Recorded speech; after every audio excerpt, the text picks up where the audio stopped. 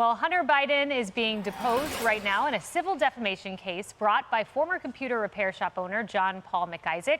McIsaac, he famously turned over Hunter's infamous laptop to the FBI after the first son never picked it up. He's now seeking $1.5 million in damages over Hunter's claim that he didn't own the computer. Remember, there were all those pictures of Hunter on there and emails, too. And all of this comes just 1 week after an IRS agent blew the whistle on alleged interference in the Department of Justice's Hunter Biden probe. Gary Shapley told Fox News the investigation faced major setbacks around the time of the 2020 election. Between April and June of 2020, we drafted an affidavit to execute a search warrant in a couple different locations. And the prosecutors at the time stated that probable cause had been achieved. But as we moved closer to the election, it just seemed like they kept putting it on the back burner, and they eventually didn't allow us to do that search warrant, even though the legal requirements to execute that search warrant were met. Shapley also claims that the IRS wasn't allowed to ask any questions that involved Joe Biden.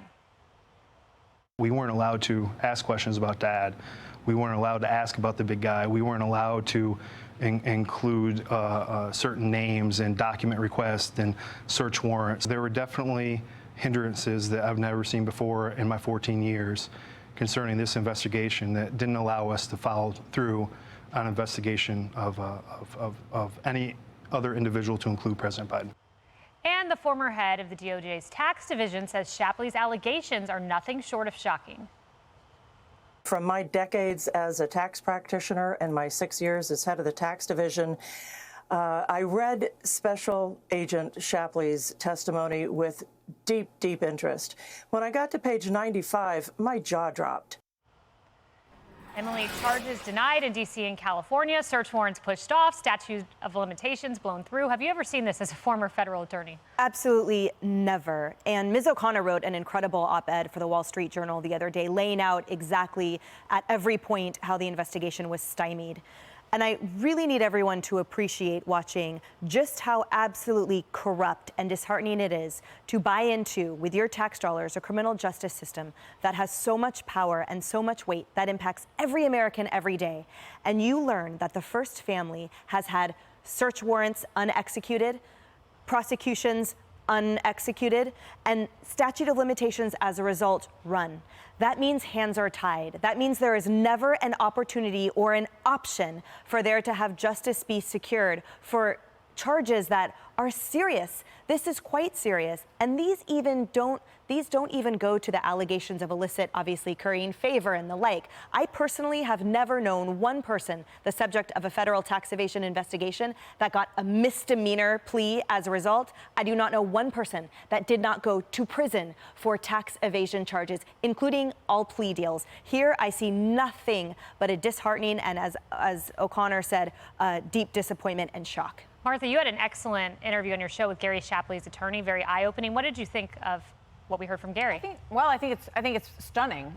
And what keeps jumping out at me, I know people say, oh, well, this is whataboutism, but I can't help but watch this situation and think about Crossfire Hurricane, because you have two presidents involved, right?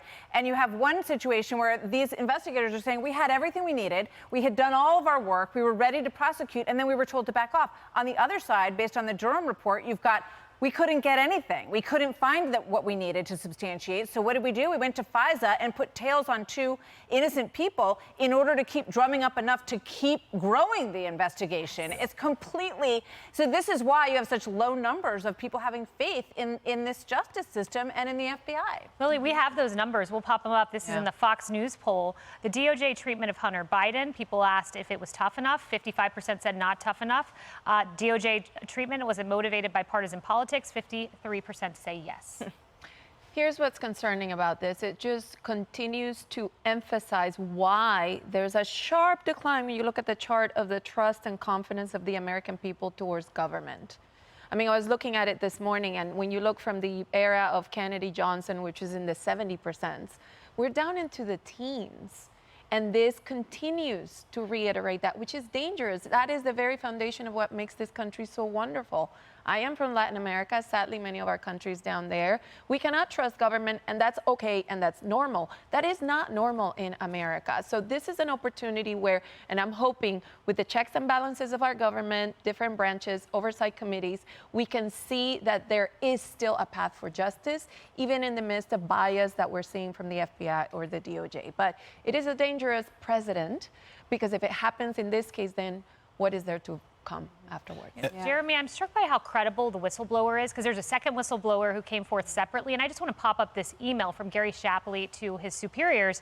He said, bold underline, you can see it, Weiss stated that he is not the deciding person on whether charges were filed, to which his superior replied, you covered it all.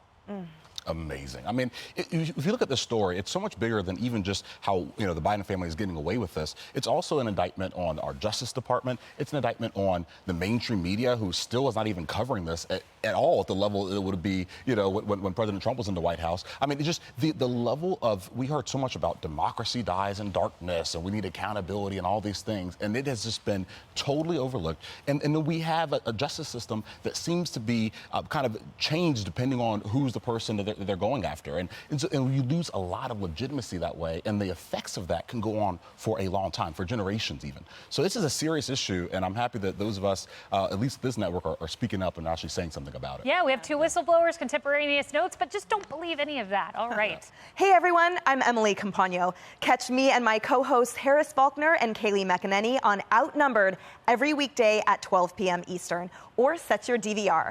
Also, don't forget to subscribe to the Fox News YouTube page for daily highlights.